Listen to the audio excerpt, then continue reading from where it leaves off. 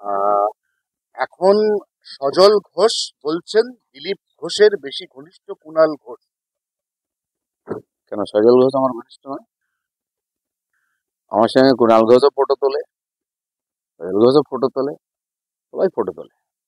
ঘনিষ্ঠ, আমি সবাইকেই ঘনিষ্ঠ মনে করি। এই যে দূরত্ব সময় সময় বাড়াই কমায় সেটা তার ব্যাপার। দিলীপ ঘোষের কারোর সঙ্গে কোনো অ্যালার্জি নেই। কে চোর কে ডাকাত সে নিয়ে আমার মাথা ব্যথা নেই। যারা কালকে পর্যন্ত চোর ডাকাতদের সঙ্গে থেকেছে তারা আজকে সত্যি হয়ে যাচ্ছে। তারা দিলীপ ঘোষের কে ঘনিষ্ঠ দেখছে। দিলীপ ঘোষ যাকে একবার বন্ধু মনে করে শেষ দিন পর্যন্ত মনে করে। তাই কালকে যারা শত্রু ছিল টিএমসিতে তারা আমার বন্ধু হয়েছে, আমি এখনো তাদেরকে বন্ধু। এই অবস্থায় দাঁড়িয়ে সব থেকে গুরুত্বপূর্ণ প্রশ্ন সেটা হচ্ছে, অর্জুন সিং কালকে একটা তাৎপর্যপূর্ণ কথা বললেন।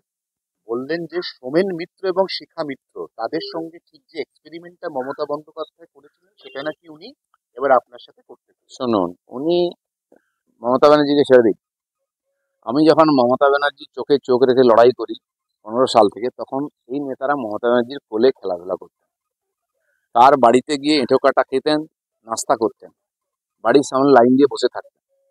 আর এখন হঠাৎ বিজেপি হয়েছে, হঠাৎ বিজেপি যারা দেখুন লাফাচ্ছেন, 21-এর বিজেপি। তো তারা সকালবেলা বিজেপিতে নাস্তা করেন, দুপুরবেলা টিএমসির বাড়িতে গিয়ে লাঞ্চ করেন, আবার রাত্রেবেলা বিজেপিতে এসে ডিনার করেন। দিলীপ ঘোষের দিকে কেউ বলতে পারবে এ কথা? দিলীপ ঘোষ আজকে 4 আনার মেম্বার বিজেপি, এখন তো ফ্রিতে মেম্বার, আর কোনো পোর্টফোলিও নেই। দিলীপ ঘোষ বিজেপিতে আছে। কারো খালি চাকরি চলে যেতে, টিকিট চলে যেতে একবারে হুড় করে ইন্দ্রের মতো চলে গেছেন বিজেপি থেকে, আবার হাওয়া ঘুরতে হুড় করে চলে আসছেন। তারা যেন দিলীপ ঘোষের ক্যারেক্টার সার্টিফিকেট না। রাজনীতিতে কোনো কিছুই অসম্ভব নয়। তাহলে কি আমরা এবার কোথাও না কোথাও রাজনৈতিক বিশ্লেষকরা যেরকম মনে করছেন যে এই যে সখ্যতা ঘনিষ্ঠতা আপনি গেলেন, অত্যন্ত কর্ডিয়াল ব্যবহার পেলেন, কুশল বাক্য বিনিময় করলেন, এটা কি অন্য কোনো রাজনৈতিক সমীকরণ? যারা বিশ্লেষণ করছেন তাদের সঙ্গে আমার এরকম সম্পর্ক। আর তারা অনেকে 21 সালে দিলীপ ঘোষের পেছনে পেছনে ঘুরতো 1 লাখ 2 লাখ টাকার জন্য। কে আমার বিশেষজ্ঞ হয়ে গেছে, কে আমার উপদেষ্টা হয়ে গেছিল। আর 21-এর যে রেজাল্টটা খারাপ হলো, আবার জামা পাল্টে নিয়ে দিদির আঁচলের তলায় লুকিয়ে আছেন, দিলীপ ঘোষকে সার্টিফিকেট দিচ্ছেন। আরে এরা অন্য দাস সব, দিলীপ ঘোষ বুক ফুলিয়ে বলবে, কারণ দিলীপ ঘোষ কারোর সঙ্গে অ্যাডজাস্ট করেনি। আমি সবাইকে চ্যালেঞ্জ করছি যারা টিভি দেখছেন, বলছি একজন একটা প্রমাণ দিন যে দিলীপ ঘোষ কোনো টিএমসির নেতাকে ফোন করেছে।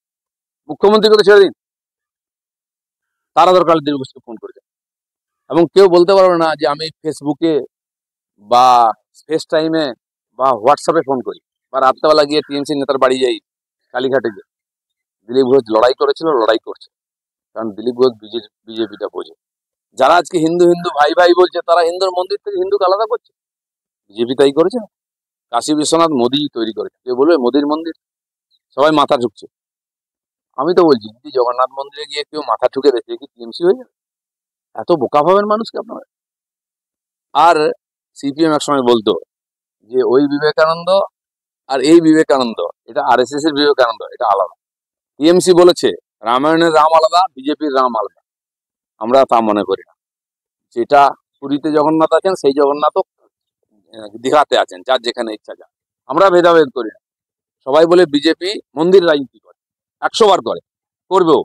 তো যদি মন্দির রাজনীতি আমরা করে থাকি, আমরা হিন্দুকে মন্দির থেকে আলাদা রাখবো, তারপরে হিন্দু বিজেপিকে ভোট দেবে?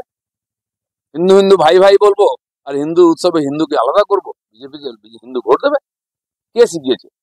যারা এই হঠাৎ বিজেপি না, তারা বিজেপিকে বুঝতে পারবে। কড়া কড়া কথা বলা দিলীপ ঘোষ, অনেকে বলছেন যে বিয়ের পরে দিলীপ তো অনেক নমনীয় হয়ে গেছে। অনেক ধারণাই ভুল হয়েছে লোকেদের, এটাও ভুল হবে। ঠিক আছে, তিনি তো সৌমিত্রকে অনেক কিছু বলছেন, তার মধ্যে সব থেকে বড় কথা হচ্ছে সোশ্যাল মিডিয়াতে তিনি লিখছেন যে আপনি একটা নিদর্শন যেখানে একজন ত্যাগী কিভাবে ভোগী হতে পারে। তার পাশাপাশি একটা অ্যাড করে সেখানে না না, ওকে অনেক লোক বলাচ্ছে, কারণ তার নিজের কোনো বুদ্ধি নাই। তো তার বউ বলেছে, আমি তার জীবন চরিত্র দেখুন, সে কটা পার্টি করেছে, গোটা রাত আপনার সঙ্গে বিছানায় কাটিয়ে সকালে গঙ্গা স্নান করে বলছে আমি সতী।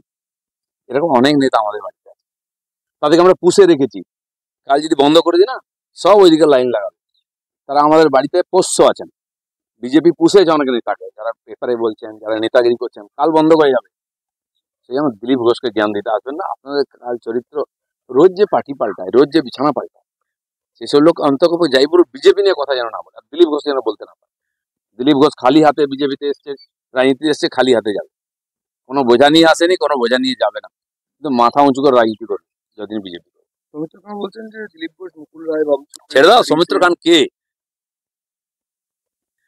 ভিক্ষা করে খাওয়া পার্টি, এঁঠো খেয়ে জীবনযাপন করেছে, সে এবার নেতা, তার কথায় গুরুত্ব দেয়। পরশু দিন সে শুভেন্দু অধিকারীকে গালাগালি দিচ্ছে, তারপরের দিন সুকান্ত মজুমদারকে গালাগালি দিচ্ছে।